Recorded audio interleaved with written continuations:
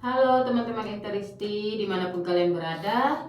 Kembali lagi dengan aku Sofi Internona di channel YouTube aku Bikin Bicara Inter. Oke, hari ini aku mau bahas berita terkini. Langsung aja ya. Yang pertama, Steven Zhang dapat mempertimbangkan untuk menjual Inter hanya setelah mengetahui dampak ekonomi Piala Dunia antar klub baru pada 2025 di pasar Amerika Serikat. Tujuan Zhang untuk mendapatkan jumlah melebihi 1 miliar yang belum ditawarkan oleh siapapun sejauh ini dari sumber Calcio e Finanza. Selanjutnya dari pakar Prandelli, Inter di atas kertas adalah tim terbaik. Mereka berhasil memperbaiki tim yang menjadi finalis Liga Champions musim lalu. Inter memiliki tim dengan lini tengah terbaik dan terlengkap di Serie A. Inter adalah perpaduan antara kecepatan, teknik, dan kecerdasan dalam kotak penalti. Barella dan Fratesi bersama tim nasional. Lalu ada Lautaro yang selain mencetak gol juga terbukti hebat dalam membawa tim di punggungnya. Dia adalah pemimpin yang teknis dan karismatik. Selanjutnya Inter terus pantau bek Lille Jallo. Inter Milan dikabarkan terus memantau situasi bek Lille Thiago Jallo yang dipandang sebagai opsi berbiaya murah untuk memperkuat lini pertahanan. Nerazzurri pada jendela transfer Januari mendatang. Nerazzurri sudah mulai memikirkan jendela transfer Januari dengan mempertimbangkan penambahan bek tengah, dan nama Jallo masih masuk dalam radar transfer Nerazzurri. Direktur Inter awalnya mengincar pemain berusia 23 tahun itu di musim panas 2023 ini sebagai calon pengganti Milan Skriniar. Namun Jallo masih mengalami cedera ligamen serius yang membuat Nerazzurri beralih ke target lain dan pada akhirnya memutuskan untuk mengontrak Jan Bisek dan Benjamin Pavard guna memberi Simone Inzaghi dua opsi baru untuk lini pertahanan timnya di musim ini. Jallo belum pernah tampil untuk Lille pada musim ini karena cedera tersebut, dan kini ia memasuki tahun terakhir kontraknya dengan tim Ligue pertama tersebut. Seperti dilansir Tuttosport, Inter belum mengeluarkan Jallo dari daftar keinginan mereka. Inter diyakini bakal merekrut bek asal Portugal itu pada Mercato Januari jika ia tidak menandatangani kontrak baru dengan Lille. Perekrutannya pada bulan Januari akan memberi Inzaghi penguatan lagi di pertengahan musim, dan ia bisa didatangkan dengan harga diskon mengingat situasi kontraknya saat ini. Lille tentunya akan terpaksa menguangkannya pada Januari untuk menghindari kepergiannya secara gratis pada musim panas mendatang. Selanjutnya kondisi Acerbi. Francisco Acerbi dikatakan telah sepenuhnya pulih dari cedera dan kembali berlatih bersama Inter Milan. Hal ini menurut FC Internews bahwa Acerbi bakal kembali tersedia di skuad Nerazzurri setelah dinyatakan pulih dari cedera. Seperti diketahui, bek Italia berusia 35 tahun itu belum pernah tampil untuk Inter pada musim ini karena otot yang dideritanya sejak pramusim. Namun kini ia siap tampil di laga penting melawan rival sekota AC Milan dalam duel bertajuk Derby della Madonnina yang dijadwalkan setelah jeda internasional pada 16 September mendatang. Sejauh musim ini,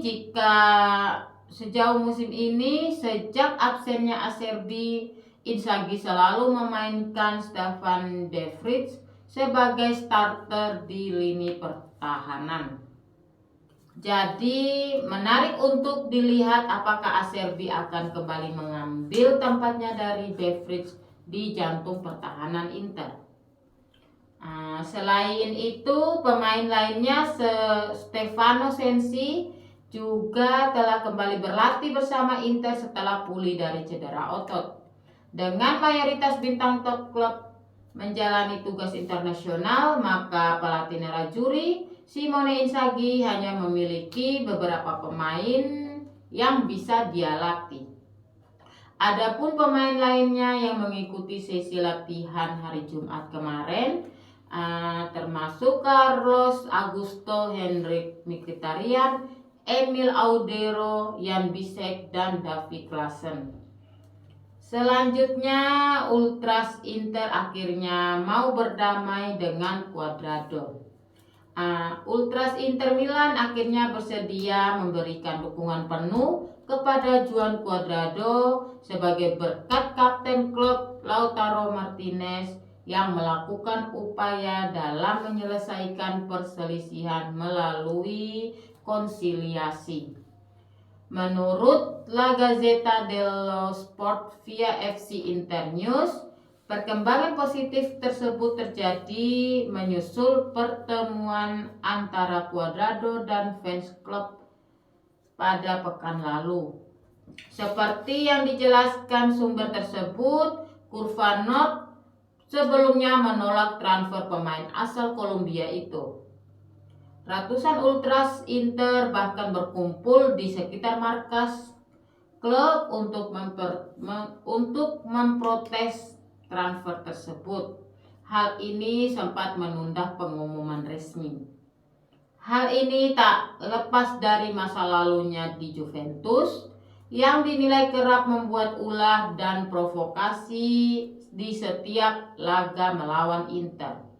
Namun akhirnya para pihak menemukan solusi. Inter pun dapat menyelesaikan transfer Cuadrado setelah berjanji kepada para supporter untuk menjadwalkan pertemuan dengan pemain tersebut guna mengklarifikasi beberapa masalah. Selain itu, Lautaro Martinez telah mencoba yang terbaik untuk membantu Cuadrado berintegrasi di klub dan juga berusaha meyakinkan Curva Nord untuk bersedia menerima kehadiran Cuadrado. Lautaro juga meminta para penggemar untuk memberi aplaus buat Cuadrado di stadion setelah ia memberi assist untuk gol keempatnya Inter melawan Fiorentina pada minggu lalu. Kini Ultras Inter bersedia membuka babak baru dan siap memberikan dukungan mereka kepada pemain berusia 35 tahun tersebut, sama seperti pemain nerazzurri lainnya. Oleh karena itu, tidak akan ada lagi siulan yang diterima Cuadrado seperti saat melakukan debutnya di Inter dari bangku cadangan melawan Monza. Ini seharusnya menjadi kabar gembira bagi pelatih nerazzurri Simone Inzaghi menjelang Derby della Madonnina. Pelatih Inter tentunya sangat mengandalkan pengalaman luas pemain Kolombia itu dalam setiap pertandingan besar. Selanjutnya, Inter berpotensi memiliki pemilik baru pada Mei 2024. Kebijakan keseimbangan keuangan wajib mengkonfirmasi mengkonfirmasi kenyataan yang cukup jelas bagi semua orang. Inter adalah klub yang pemiliknya tidak dapat mendukung secara finansial. Musim lalu hasilnya sangat positif bagi keuangan klub, yaitu 60 juta euro dari penjualan tiket dan 100 juta euro dalam bentuk bonus berkat lolos ke babak final Liga Champions. Pendapatan yang diperoleh dari musim lalu membantu menjaga situasi keuangan Inter tetap terkendali. Selama bertahun-tahun, klub telah menderita banyak kerugian dan memaksa Suning untuk mengambil pinjaman sebesar 275 juta euro dari Oaktree Capital dan memberikan saham Inter sebagai jaminan. Pada Mei 2024, jika Suning gagal membayar pinjaman yang kini membengkak menjadi 330 juta euro karena bunga, maka Oaktree Capital akan menjadi pemilik baru Inter. Tujuannya sekarang adalah mencapai titik aman dengan keseimbangan keuangan yang mendekati nol. Oke, jangan lupa ya, hari Sabtu ini ada pertandingan pekan keempat Derby della Madonnina, Inter Milan versus AC Milan pada pukul 23 waktu Indonesia Barat, 23.00 waktu Indonesia bagian Barat.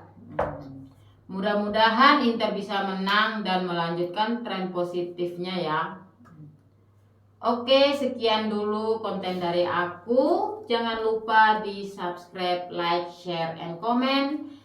Jangan lupa juga subscribe channel YouTube aku Sophie Internona, follow Instagram aku Bicara Inter 1908 dan Sophie Internona.